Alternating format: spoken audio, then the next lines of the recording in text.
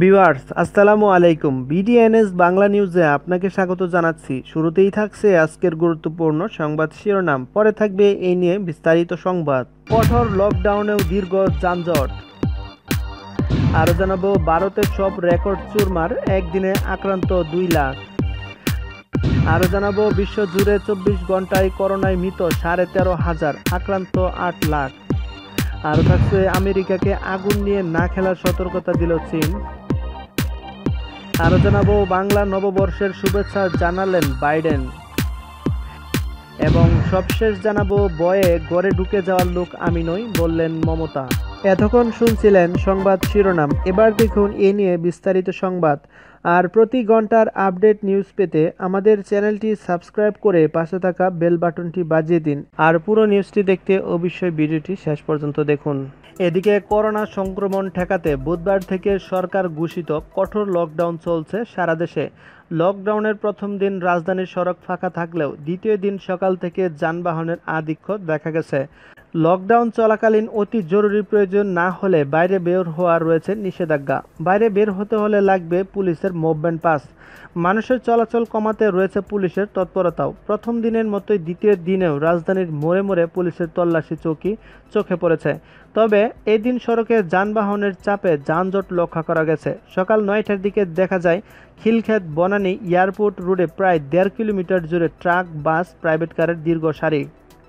জানা গেছে পুলিশের চেকপোস্ট এবং কঠোর তল্লাশির ফলে সৃষ্টি হয়েছে এ যানজট। এছাড়া প্রথম দিনের তুলনায় দ্বিতীয় দিন মুভমেন্ট পাস বেশি সংখ্যক ইস্যু করাতে মানুষ এবং যানবাহনের চলাচল বৃদ্ধি পেয়েছে বলে ধারণা করা হচ্ছে। এদিকে প্রথমবারের মতো ভারতে একদিনে করোনা ভাইরাসে আক্রান্তের সংখ্যা 2 লাখ পেরিয়েছে। গত 24 ঘন্টায় দেশটিতে 2,739 জন করোনায় আক্রান্ত। গত বছরের শুরুর দিকে ভারতে করোনার সংক্রমণ ঘটার পর প্রথমবারের মতো এমন ভয়াবহ মাইলফলক স্পর্শ করল দেশটি। বৃহস্পতিবার সকালে এ খবর দিয়েছে ভারতীয় গণমাধ্যম এনডিটিভি। প্রতিবেদনে আরও বলা হয়েছে একই সময়ে মারা গেছেন 1038 জন মানুষ। এ নিয়ে দেশটিতে মোট মৃতের সংখ্যা দাঁড়ালো 1,73,123 জনে।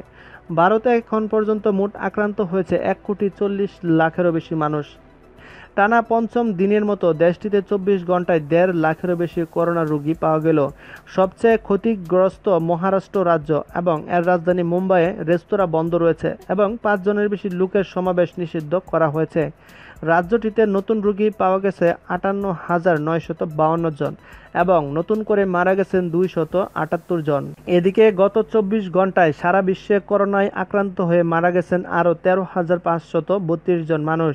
একই সময়ে নতুন রোগী পাওয়া গেছে 8,04,314 জন।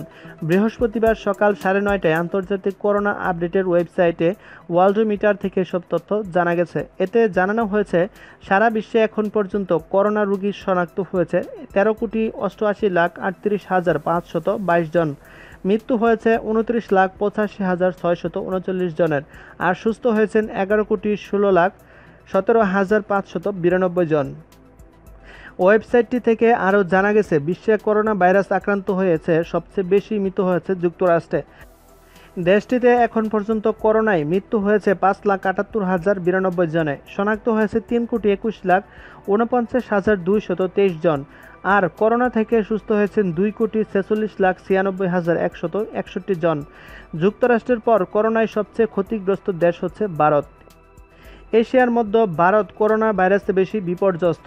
দেশটিতে এখন পর্যন্ত করোনা রোগী শনাক্ত হয়েছে 1,70,70,890 জন এবং মারা গেছেন 1,73,152 জন। তালিকার তৃতীয় স্থানে রয়েছে ব্রাজিল। লাতিন আমেরিকার এই দেশটিতে এখন পর্যন্ত করোনা আক্রান্ত হয়েছে 1,36,77,566 জন। তাদের মধ্যে মারা গেছেন 3,62,180 জন আর সুস্থ হয়েছেন 1,20,74,798 জন।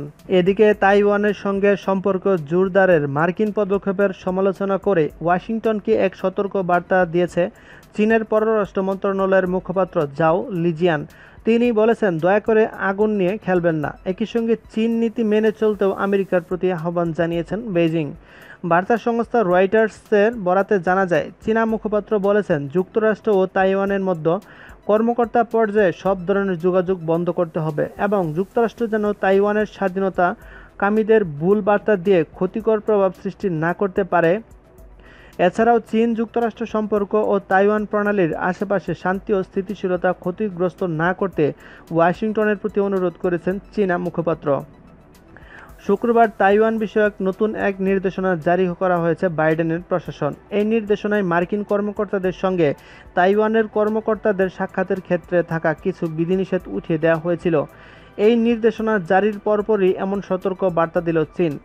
এরই মধ্যে তাইওয়ানের আকাশসীমায় উত্তেজনা বেড়েছে বলে খবর পাওয়া গেছে। গত মঙ্গলবার চীনের 4টি জে-16 যুদ্ধবিমান ও একটি সাবমেরিন বিধ্বংসী এয়ারক্রাফট তাইওয়ানের আকাশসীমায় চক্কর দিয়েছে বলে দাবি করেছে দ্বীপটির প্রতিরক্ষা মন্ত্রণালয়। এদিকে মার্কিন প্রেসিডেন্ট জো বাইডেন এবং ফার্স্ট লেডি জিল বাইডেন বাঙালি ও বাংলাদেশের জনগণকে পহেলা বৈশাখের শুভেচ্ছা জানিয়েছেন। বুধবার মার্কিন প্রেসিডেন্টের ভেরিফাইড টুইটার অ্যাকাউন্ট থেকে শুভেচ্ছা জানিয়ে একটি পোস্ট করা হয়েছে। টুইটে বাইডেন বলেন, দক্ষিণ এবং দক্ষিণ পূর্ব এশিয়ার বিভিন্ন সম্প্রদায়ের যেসব মানুষ বৈশাখী, নবরাত্রি সংক্রান্ত বা এই সপ্তাহে অন্য নতুন বছর উদযাপন করবেন তাদের সবাইকে আমার এবং জিলের পক্ষ থেকে উষ্ণ শুভেচ্ছা। এছাড়া একই পোস্টে কম্বোডিয়ান, লাও, বার্মিজ, নেপালি, সিংহলি, তামিল, থাই এবং বিসু জনগোষ্ঠীকে নতুন বছরের শুভেচ্ছা জানিয়েছেন বাইডেন ও জিল দম্পতি। এর আগে পবিত্র রমজান মাস উপলক্ষে বিশ্ব মুসলিমদের প্রতি শুভেচ্ছা জানিয়েছেন বাইডেন। এক বিবৃতিতে তিনি জানান, জিল এবং আমি যুক্তরাষ্ট্রসহ বিশ্বজুড়ে মুসলিম সম্প্রদায়ের প্রতি উষ্ণ শুভেচ্ছা এবং শুভকামনা জানাই। রামাদান কারিম। বহু আমেরিকান রোজা রাখবেন। আমরা স্মরণ করিয়ে দিচ্ছি এই বছরটি কতটা কঠিন ছিল। মহামারীতে অনেক বন্ধু-বান্ধব ও প্রিয়জন এখনও একত্রিত করতে পারেনি। অনেক পরিবার প্রিয়জনদের ছাড়া ইফতার করবেন। এদিকে আফগানিস্তান থেকে সেনা প্রত্যাহার করলেও দেশটিতে সমর্থন দিয়ে যাবে যুক্তরাষ্ট্র। তবে এই সমর্থন কোনোভাবে সামরিক হবে না বলে প্রতিশ্রুতি দিয়েছেন দেশটির প্রেসিডেন্ট জো বাইডেন। হোয়াইট হাউসে এক বক্তৃতায় তিনি বলেছেন, এখন সময় এসেছে দীর্ঘতম যুদ্ধটি বন্ধ করার। বৃহস্পতিবার এই খবর দিয়েছে ব্রিটিশ গণমাধ্যম বিবিসির এক প্রতিবেদনে। আরও বলা হয়েছে, বাইডেন বলেন, আফগানিস্তানে আমাদের সামরিক উপস্থিতি প্রসারিত করার চক্র আমরা অব্যাহত রাখতে পারি না। আমরা আফগানিস্তানে সামরিকভাবে জড়িত থাকব না, তবে আমাদের কূটনীতিক ও মানবিক কাজ অব্যাহত থাকবে। এ সময় তিনি আরও বলেছেন, আমরা আফগানিস্তান সরকারকে সমর্থন অব্যাহত রাখব। এই প্রতিবেদনে আরও বলা হয়েছে, এখন পর্যন্ত প্রায় ২৫০০ মার্কিন সেনা ও ৯৫০০ ন্যাটো আফগান মিশনে অংশ নিয়েছে। তবে মার্কিন সেনার সংখ্যা ওঠানামা করেছে এবং মার্কিন সংবাদ মাধ্যমের বরাত দিয়ে বর্তমানে সেখানে ৩৫০০-এর মতো সেনা রয়েছে বলে জানানো হয়। বাইডেনের এই কথাতে কিছুটা নাখুশ মার্কিন ও ন্যাটো কর্মকর্তারা। তারা বলেছেন, তালেবান একটি কঠোর ইসলামীপন্থী দল। এখন পর্যন্ত আফগানিস্তানের সহিংসতা হ্রাস করার বিষয়ে দেওয়া কোনো প্রতিশ্রুতি তারা রাখেনি। ফলে এখনই সেনা প্রত্যাহারের সিদ্ধান্তকে অযৌক্তিক বলে মনে করছেন তারা। এদিকে ভারতের পশ্চিমবঙ্গের বিধানসভা নির্বাচনের ৫ম দফা ভোট গ্রহণের আগে মুখ্যমন্ত্রী মমতা বন্দ্যোপাধ্যায়ের প্রচারে নিষেধাজ্ঞা জারি করেছিল রাজ্যের নির্বাচন কমিশন। গত মঙ্গলবার স্থানীয় সময় রাত ৮টার সময় নিষেধাজ্ঞার সময়সীমা শেষ হওয়ার পর বারাসতে একটি জনসভায় অংশ নেন মমতা। সেখানে নির্বাচন কমিশনের এই সিদ্ধান্তের তীব্র বিরোধিতা করে ক্ষোভ প্রকাশ করেছেন তৃণমূল কংগ্রেসের শীর্ষ এই নেত্রী। নির্বাচনে তার প্রতিদ্বন্দ্বী দল বিজেপিকে হুঁশিয়ারি দিয়ে মমতা বলেছেন, আমাকে আঘাত করলে আমি প্রতিঘাত করতে পারি, তবে আমি ঘরে ঢুকে যাওয়ার লোক নই। এবার ভোটে আমার মা বোনেরা বড় ভূমিকা নেবে। নতুন ভোটাররা কেউ বিজেপিকে ভোট দিবেন না। কোটি কোটি টাকা নিয়ে বিজেপি ভোটে নেমেছে, তাও আমাকে এত ভয় পাচ্ছেন কেন ওনারা বলে প্রশ্ন রাখেন মমতা বন্দ্যোপাধ্যায়।